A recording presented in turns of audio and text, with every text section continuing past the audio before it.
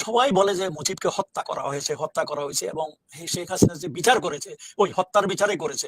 কিন্তু আমি বলি না, মুজিবকে কেউ হত্যা করে নাই। মুজিবের মৃত্যু মুজিব নিজেই ডেকে এনেছে।